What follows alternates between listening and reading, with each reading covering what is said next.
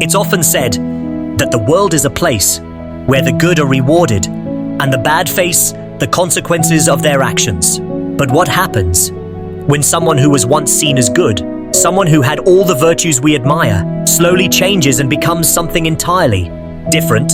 How does a good person, someone who stood for what was right, drift toward a darker path?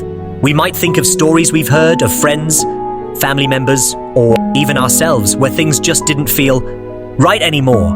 What is it that leads a person from being admired and respected to being feared or despised? This question, why do good people become bad, touches something deep within us. We've all had moments where we've questioned the integrity of those around us. Maybe it was someone we admired, someone who made us believe in the power of doing good. But then, suddenly or gradually, that image we had of them crumbled. Or perhaps, even more unsettling, we found ourselves on a path we never thought we'd walk, wondering how we ended up so far from where we started. Is it pressure, the weight of the world pushing people to a breaking point where they feel there's no way out but to take the wrong turn? Or maybe it's the small, unnoticed choices, the ones that don't seem harmful at first, but slowly accumulate until one day you wake up and realize you've crossed a line you swore you'd never cross. When does the slide begin? And is there ever a point of no return? What's fascinating about this topic is that it's not black and white. We love to think that good and bad are clear-cut concepts, but life has a way of complicating things. And it's these gray areas that often trap people.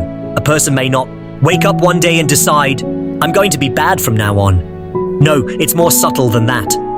The cracks in the foundation can start small, almost invisible. A compromise here, a moral slip there, and soon, the person you once knew, or even the person you once were, becomes unrecognizable. Let's think about that for a second. When you hear about someone doing something terrible, especially someone who used to be known for being good, it's easy to cast judgment. It's easy to distance ourselves, to say, I would never do something like that.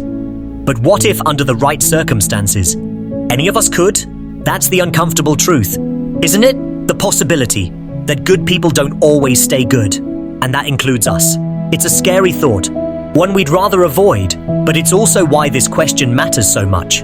The world is filled with temptations, with choices that, at the moment, may not seem like a big deal, but in the grand scheme of things can shape the direction of our lives. A person may start out with the best intentions, maybe even motivated by a desire to protect or help others.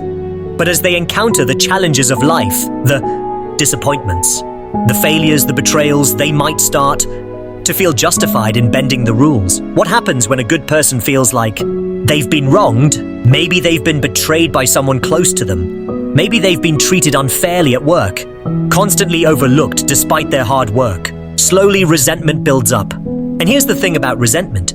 It's like a poison. At first, it's just a small dose. It doesn't seem dangerous, but over time, if it's not dealt with, it seeps into every part of who you are.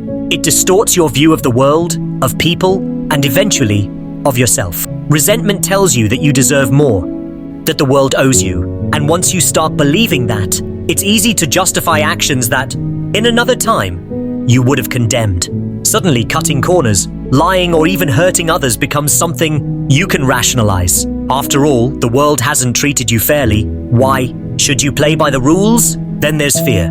Fear can drive people to do things they never thought they were capable of. A person might start off wanting to do the right thing, but when they're backed into a corner, when they feel like their security or reputation is threatened, they can act out of desperation.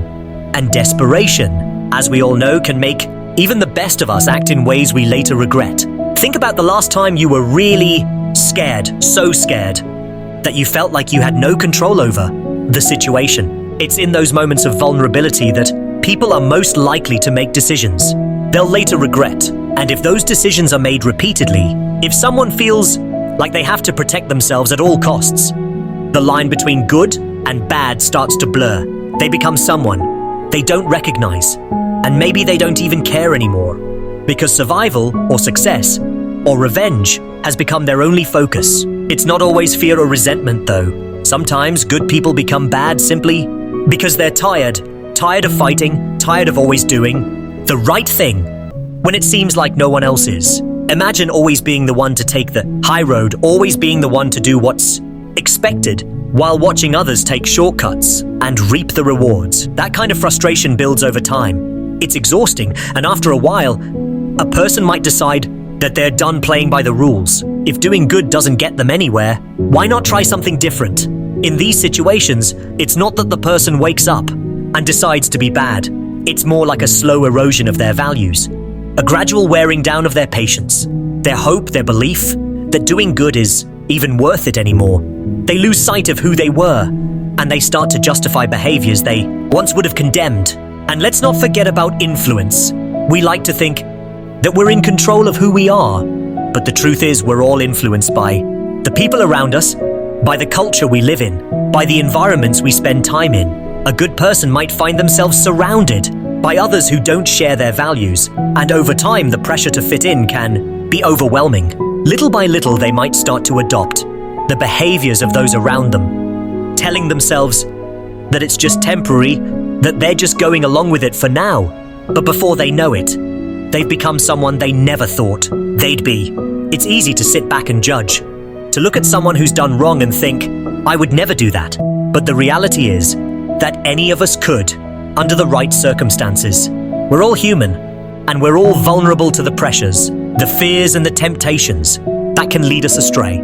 That's why it's so important to stay vigilant, to recognize the small compromises before they become big ones, to surround ourselves with people who hold us accountable, who remind us of who we are and who we want to be, and to constantly check in with ourselves, to ask the hard questions. Am I still living according to my values? Am I still the person I want to be? The truth is, being good isn't something you decide once and for all.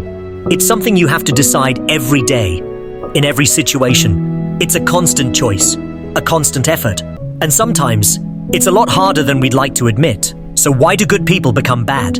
There's no one answer. It could be fear, resentment, frustration, influence, or any combination of those things. But what's important to remember is that it doesn't happen all at once. It's a gradual process, a series of small choices that add up over time. And the good news is, just as it's possible to drift away from who you are, it's also possible to come back. It's never too late to make different choices, to realign yourself with your values, to become the person you want to be again. But you have to be willing to see it. You have to be willing to face the uncomfortable truth that none of us are immune to the temptations of the world. And you have to be willing to do the hard work of staying true to who you are, even when it feels like no one else is.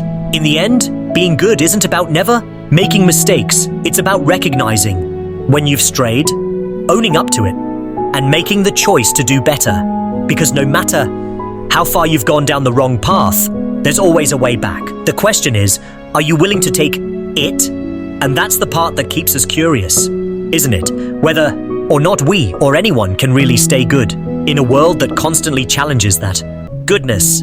It's a journey, and it's one we're all on, whether we realize it or not.